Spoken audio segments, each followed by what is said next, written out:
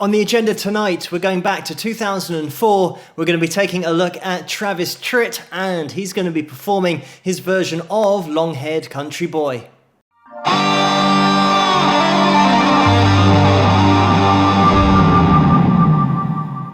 Hello, Phil here from Wings of Pegasus, and welcome to another analysis video. If you enjoyed this video, please give it a thumbs up and subscribe. So this is an edit to the original video because unfortunately it got blocked. So I'm going to put a link to the performance that I watched in the description below and also pin it to the top of the comments section so you guys can go and watch it there. Click on that link and then return here for the analysis.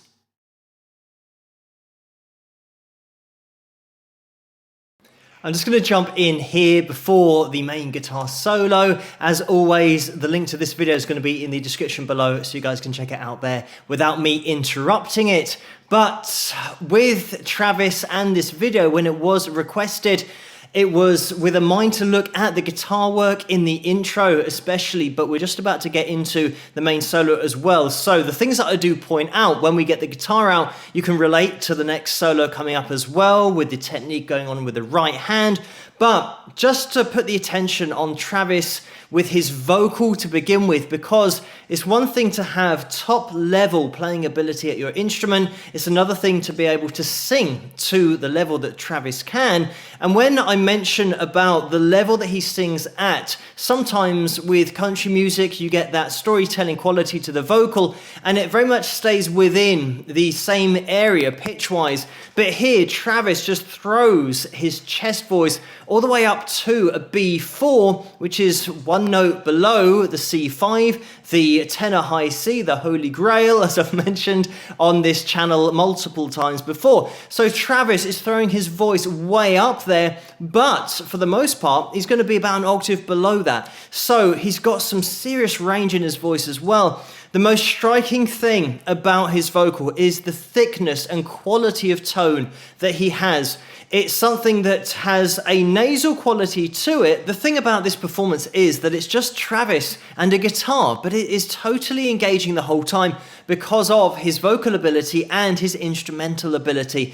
And the audiences are engaged with this just as they were when Charlie Daniels first performed it himself. But with these extended guitar solos that we have and solo sections, the guitar sound is so upfront, there's nowhere to hide with this kind of acoustic setup. No distortion, no delay, no excessive reverb, even though you might hear some because of the acoustic space that the music's being played in. But you can hear every single contact with the fretboard. So Travis's technique has to be spot on the whole time. So getting into the guitar work here, there's loads of really cool stuff going on from Travis. And obviously this isn't an instructional video, so we're not going to go through it note by note, but I'll show you generally what Travis is playing, the shapes that he's using.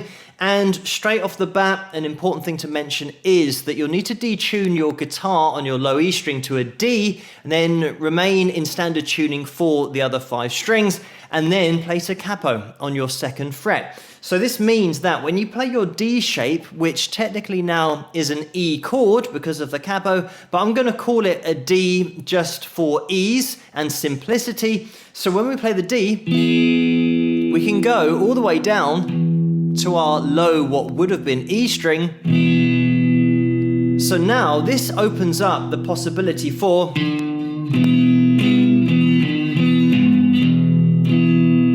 we can now start to play the fill shapes that you'd have associated with D, but with the low D ringing out as well.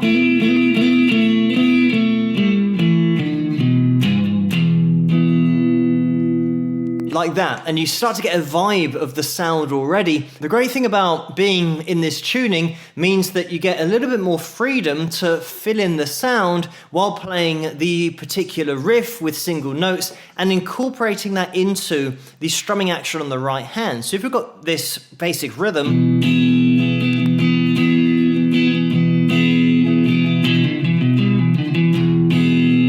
you can break out of that rhythm in order to throw in that riff if you want it. So as you can see with that right hand, there's a lot of freedom there, but you can also get access to these lead notes as well and the riff that sticks out. The other thing to mention is that we're effectively playing a D sus2 here because we need the second finger in order to play the riff. You can mute the high E string with your third finger if you want to, if you don't want to hear that sus2 up at the top. But having this approach of freedom with the right hand, you also want to be going in the right direction with your pick when you're playing the riff. So if I'm going,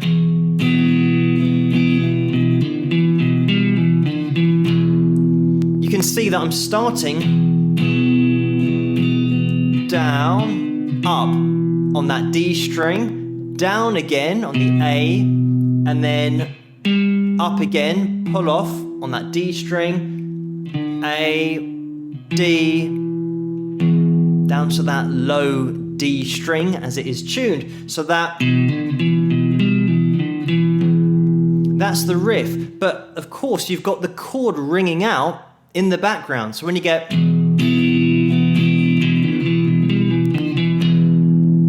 so that's what's really going to fill in that sound. Obviously, it's having the ability to do it in the first place and sing at the same time, as Travis has. He's absolutely got guitar technique down here. What we've got in the intro lead-wise is effectively just E minor and the extended pentatonic shape of E minor. So it means that you would play that in exactly the same way if you didn't have a capo on your guitar and ignore the tuning. Obviously, when you do play through the shape, the low E string isn't going to sound as it should because it is detuned. But when we get into this, it means that we've got from our 5th fret to our 7th fret, this is where the shape would normally start for E minor, and that is the key that we're in. Even though playing the D shape, it can get a bit confusing because of the fact you're actually playing what looks like a D. But anyway, so the first part of the shape, you've got your first and your third finger on the first 3 strings, your E string, your A string, and your D string. And then we have a little slide. And we move down to the G string. And then take that same shape, just up a fret and down to that B string. And you have to move up 1 fret because of the difference in tuning between those 2 strings. And then Travis is taking the shape up to the 12th fret with that 3rd finger. So effectively getting that 2-octave slide like that, and that is exactly the same as. So that's what I mean by a 2-octave slide, because you can, if you were in standard tuning and we didn't detune the low E string, that would have been the same 2 notes, the previous octave, so then it would have been 3 octaves of that slide. But we've got slide there, slide there as well, all the way up to our 12th fret, which is an E, which is the key that we're in. And then if you wanted to, it would set up your pentatonic shape 1, and as I said, on that low E string, it's not quite going to sound as it normally would because of the detuning going on. So we've got quite a lot of runs from Travis here as well, and we're starting out with that kind of vibe. So it means that we're playing the same sequence of notes, and this is the thing about runs. Obviously, Travis is throwing these together so well that you're not going to notice that it's just the same sequences being repeated, but we've got this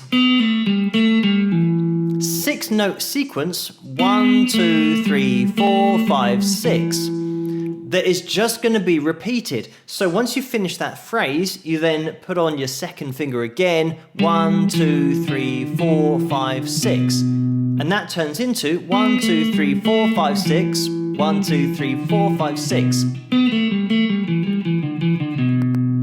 And that's the run that was being played. I did take it all the way down to the low D string, and I'm not sure if Travis does that, but that would be...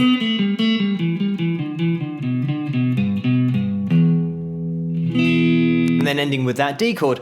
So you can start to get a vibe of the runs and how they sound. Obviously, if you are using a pick on this, the direction is really important. It has to be organized.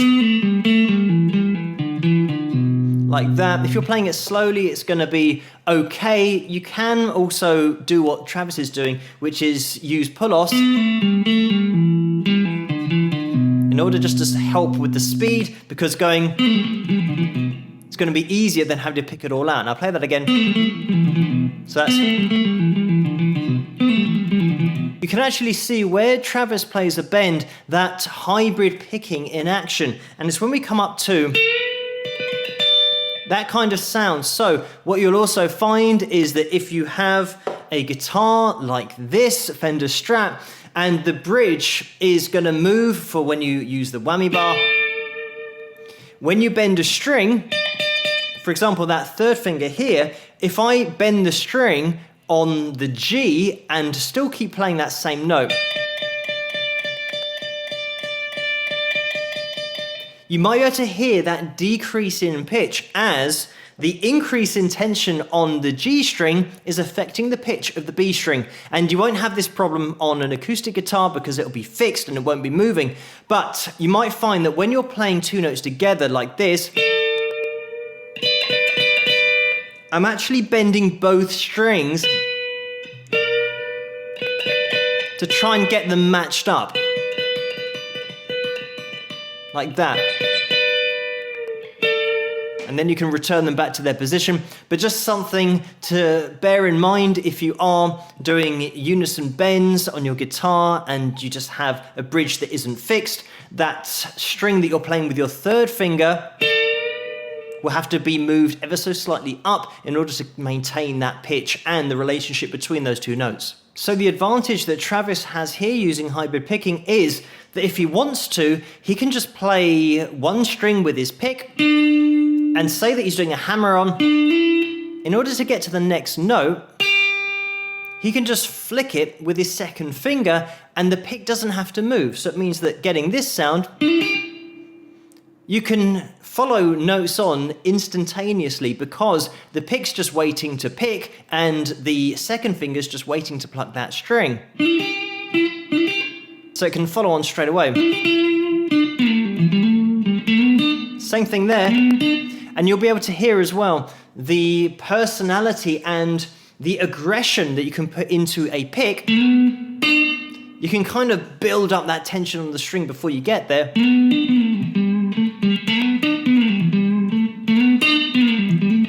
Obviously, I'm exaggerating it there on the last one, but you start to get an idea of how hybrid picking can give you a slightly different dynamic effect than using the pick alone. But like I said, some really cool stuff going on here from Travis, and once you've got the tuning in there, you'll find that you can really free up with all of this.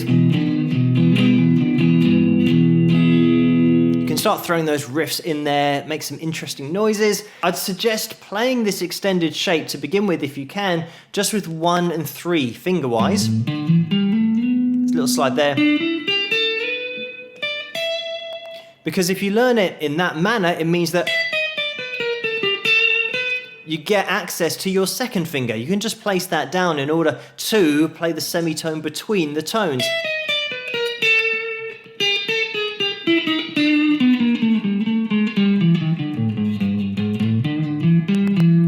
You can start to throw in those semitones and we're still just in the extended pentatonic shape. We haven't had to learn anything, but just by putting down your second finger, you can get some really interesting lines thrown together. And there we have it. What a great version that was, and a great demonstration as well at the end there by Travis of the vocal range that I was talking about, throwing the chorus line up an octave from where he had previously been singing it. So having that range in there, that vocal ability, is such a great weapon to have because you can put so much emotion into that sound as Travis does when he reaches up into that top end of his chest voice. There's so much expression in there, and it's the best of both worlds, having all of that in your voice, but also having that storytelling quality of the lower octave and just that thickness of tone. There is so much body in there. Just to throw this in here as well, because I didn't mention it earlier, but we saw a little bit towards the end of the song there, Travis playing his bar chord position, but because of the low D string, the root note has moved a tone up, which is 2 frets from the A to the B. So it means that you have to play the top end of your bar chord normally, and then bring your third finger over to supply the root note. Like that. So just something to look out for if you are jumping up to the other chord positions. Don't go to your normal bar chord shape because the root note will be wrong.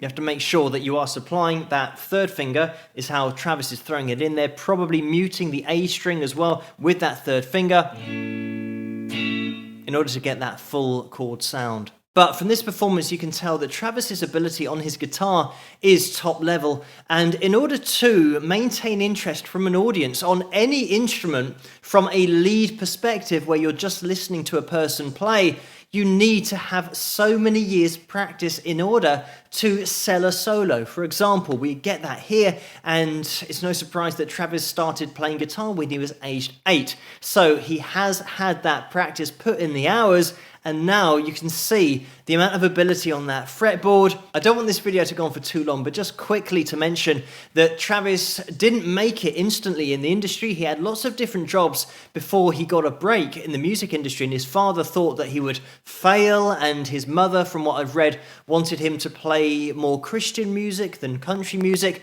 But then a guy called Danny Davenport at Warner Brothers Records, he saw Travis and insisted on him just making a demo. He did eventually sign with the Nashville division of Warner Brothers Records in 1987. This would have been when he was 25 years of age, and the deal that he signed was for 6 songs, and they were going to release 3 of those. The record label said that if none of those songs were hits, then he wouldn't get to record an album. But the first release, Country Club, went straight in at number 9 in the country charts. So they had an immediate hit on their hands. And in 1990, the debut album, Country Club, was released, and that went platinum. The next album in 1991, called It's All About to Change, was even more successful. That went triple platinum, and he had a song on that album called The Whiskey Ain't Working, and that was a duet with Marty Stewart that got to number 2 in the country charts. He won a Grammy for that collaboration as well, and Any More was another number 1, and he had loads of hits on that album in 1991, as I'm sure you guys can imagine, with it going triple platinum. But Travis's career really took off in the early 90s and throughout the 90s as well. Massively successful albums. Obviously, I'm not going to have time to get into everything in this video. Maybe we can revisit Travis in the future with another analysis. But thank you guys so much for suggesting this video for me to take a look at, and keep those suggestions coming in the comments below. Let me know what you guys think, and if you enjoyed this video, please give it a thumbs up and subscribe, and I'll see you guys at the next one. Rock!